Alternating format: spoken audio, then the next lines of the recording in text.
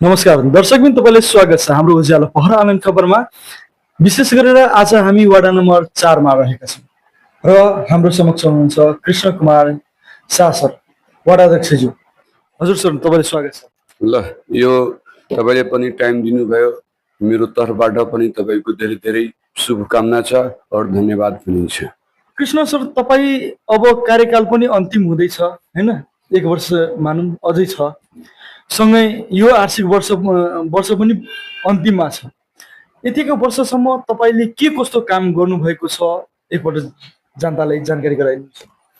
ल सर, अब म चाहिँ 79 सालमा निर्वाचित भएँ। त्यसपछि हामी जनताको काममा वाडादेखि वाडावासीको घरसम्म पनि म नियन्त्रण लागेकै छु। अनि त्यसमा हाम्रो निर्वाचित भएपछि अब अलिकता हाम्रो सिलिङ वाडाको परेको थियो। वाडा पनि हाम्रो सानो हो, त्यो हाम्रो 34 लाख रुपियाँ फर्स्ट सिलिङ परेको थियो 79-80 को योजनामा। त्यसमा हामी भौतिकतिर 50% रकम मैले विस्तार गरेँ, विनियोजन गरेँ।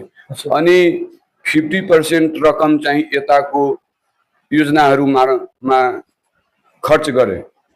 अनि त्यसमा स्वास्थ्यतिर पनि समेटे।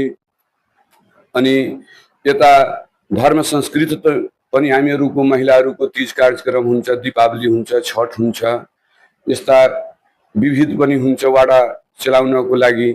त्यो हामी सबै काम गर्दै जनताको मन मस्तिष्कमा रहेको कामहरू मैले गर्दै आजसम्म म यहाँ जनताको काममा वाडाको निगरानी राखेरै जनताको हाम्रो केही समस्या नहोस् भनेर म आजसम्म पनि यो 4 वर्ष पुरा गरिरहेको छु। तपाईँ चुनाव जित्नुभन्दा अगाडि के कस्तो जनतासँग वाचा गर्नु भएको थियो र अहिले त्यो वाचा पुरा गर्नु भएको छ कि छैन, कि अझै गर्न बाँकी नै छ? सर, मैले वाचा गरेको थिएँ कि म वाडामा भ्रष्टाचारी सबभन्दा पहिला म आफै गर्दैन, गर्न पनि दिन्न।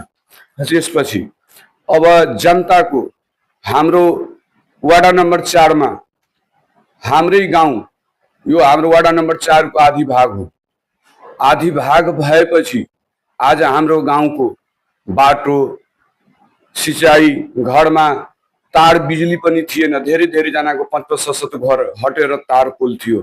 त्यसमा मैले यो सबै यो 4 वर्षमा म वाडामा नै 4 वटा टोल हाम्रो वाडामा पर्छ, सबै टोलमा मैले विद्युतीकरण पुरा गरेको छु।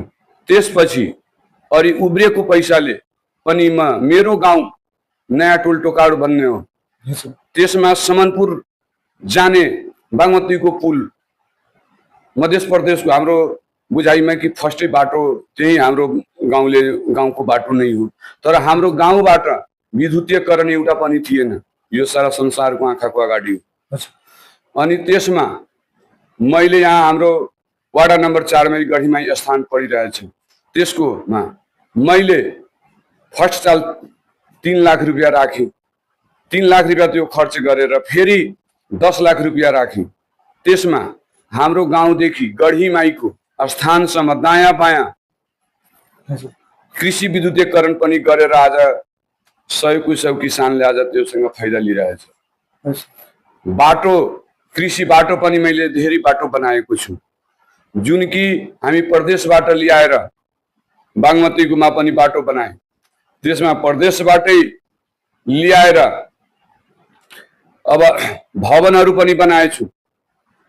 यो हाम्रो 4 वर्षको अवधिमा म दावाको साथ अहिले भनिरहेछु वाडामा कि आज हाम्रो यही खैराटोल भन्ने एउटा हाम्रो वाडा हो। 20औं वर्षदेखि महादेव मन्दिर बनाता थियो, केही थिएन। तर आज नगरबाट वार्डबाट आज त्यो मन्दिरको पुनर्निर्माण गरेको छु। आज हाम्रो पिछडिएको टोल कछडिया टोल हो, जुन कि आज हाम्रो वडा कार्यालय आज हाम्रो किशोरिया टोलमै चलिरहेछ। आज त्यहाँ टोयलेट थिएन सार्वजनिक, त्यो टोयलेट पनि हाम्रो प्रदेशबाट बनाएर आज सम्पन्न गरेका छु। त्यसपछि आज हाम्रो यो कछडिया भाइ बहिनीहरू या काका काकीहरूलाई बस्ने ठाउँ थिएन, त्यहाँ चौत्रा पनि निर्माण गरे। हाम्रो कछडिया टोलमा बाटो थिएन। हाम्रै प्रतिपक्षले नेपाली कांग्रेसका साथीले योजना ल्यायो।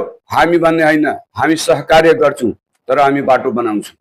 आज कछडिया टोलको पनि बाटो निर्माण हामीहरूकै पालामा, हामीहरूकै सहयोगमा आज पूर्ण निर्माण भयो। आज हाम्रो खैरा टोलमा 1 इन्च पनि गाउँमा ढलान थिएन, बाटो थिएन पक्की, तर आज खैरा टोललाई रिङ रोड जस्तो आज त्यो बाटो पूर्ण निर्माण गरेर आज त्यही खैरा टोलमा फेरि चौत्रा थिएन। पर साल पनि हामी 82-83 को योजनामा 7 लाख रुपियाँ हालेको थिएँ। अधुरो चौत्रा बस्यो। त्यसपछि होइन, जुन काम हामी गरेका छौं अब हामीहरूको पनि टाइम आयो, त्यसलाई निपूर्ण गरिदिनु पर्यो भनेर फेरि हामी 5 लाख रुपियाँ यसपालि पनि राखेर त्यसको एस्टिमेट गराएर त्यो काम अब सुरु भएको छ। अब सर भन्नुपर्दा तपाईले पूर्वाधार निर्माणकारीहरूमा निकै नै चासोको विषय देखाउनु भएको छ। स्वास्थ्यको अवस्था के रहेको छ? स्वास्थ्य चौकीहरू तपाईको वाडामा कतिवटा रहेको छ? सर स्वास्थ्य हाम्रो वाडामा आधारभूत स्वास्थ्य हो। अब हाम्रो यो वाडामा अब अधुरो भवन चाहिँ बनेछ। त्यो भवन चाहिँ अहिले सुचारू भएको छैन।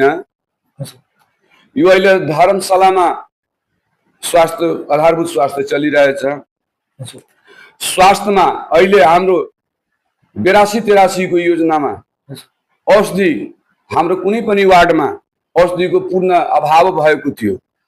नगर स्तरीय अस्पतालमा पनि त्यो औषधि थिएन। हामी वार्डबाट समन्वय गरेर 50,000 रुपैयाँ हामी वार्डबाट दिएर कि कमसे कम जनतालाई बचाउनु पर्यो, औषधि किनेर ल्याउनु पर्छ भनेर 50,000 रुपैयाँ वार्डले दिएर औषधि 50,000 को मंगाएर जनताको सुख सुविधा दिएछु। 79 सालदेखि मैले जब निर्वाचित भएँ महिलाको लागि पनि स्वास्थ्यमा केही गर्नुपर्छ भनेर सोच राखेपछि अब 79 सालमा चुनाव मैले जब जिते 79 सालदेखि अहिलेको 83 सालको यो 2मा महिना जेठको 83 को 2मा महिनासम्म पनि आज हामी महिलाको लागि घरमा झण्डा पेटमा अंडा भनेर वितरण गरेको आजसम्म पनि म आइरहेका छु। महिलाहरूको लागि स्वास्थ्यतिर घरमा झण्डा पेटमा अंडा अर्थात त्यसको कुरा प्रश्न पार्दिन्छ। त्यो जुन हाम्रो गर्भवती महिलालाई हामी 8 महीना अंडा दिने योजना हामी राखेका छौं। अनि त्यो अंडा हामी जहिलेदेखि निर्वाचित भएको तबसम्म आजसम्म हामी वितरण महिलाहरूको गर्भवती महिलाहरूको हाम्रो वार्डले वितरण गरिरहेको छ स्वास्थ्यमा। पोषणको लागि तपाईले अंडा सोक्छ भनेर एउटा टाइट पुगोस् भन्ने दिनुहुन्छ। त्यसैगरी स्वास्थ्य चौकी तपाईले भन्दै हुनुहुन्छ अहिले धर्मशालामा रहेको छ। के छ तपाईको कार्यकालसम्ममा त्यो स्वास्थ्य चौकी के छ, निर्माण गर्न सकिन्छ या सकिँदैन? सर अब हामीहरूको त पनि 4 वर्ष बित्न लागेको छ। अब देशको पनि स्थिति नाजुक नै छ। कुन बेला हामीहरूको पद जान्छ, कुन बेला रहन्छ त्यो पनि ग्यारेन्टी छैन।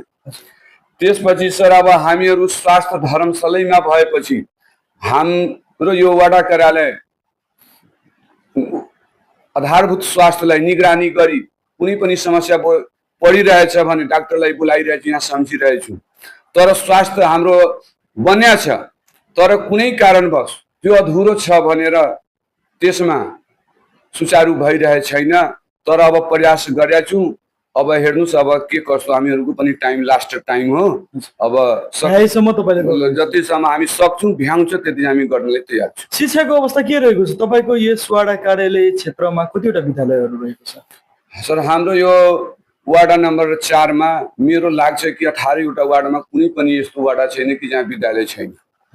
तर आज हाम्रो दुखले यो कुरा भन्नु परिरहेछ कि आज हाम्रो वार्डमा एउटा विद्यालय, सरकारी विद्यालय त छैन, बोर्डिङ पनि छैन त सरकारी पनि के भनौं। विद्यालय एउटा पनि छँदैछ, यहाँ छँदै छैन। यस्तो चाहिँ विडम्बना के कारणले हो सर? अब विलम्बना के भयो कि अब हाम्रो मावि यहाँ नजिकै परेको कारणले, यहाँ हाम्रो सरस्वती मावि नजिकै परेको कारणले त्यसले भयो कि अब यो अग्रज पुस्ताले के कसो गरेर के गर्यो, तर हामी विद्यालय बनाउनलाई हामी प्रयास गरेकै थियौँ। त अहिले पनि हामी प्रयास गरेको छौँ कि हाम्रो विद्यालयको जग्गा चाहिँ हुनुपर्छ, विद्यालय हाम्रो वार्डमा दर्ता हुनुपर्छ, हाम्रो भाइ बहिनी यहाँ पढ्नु पर्यो।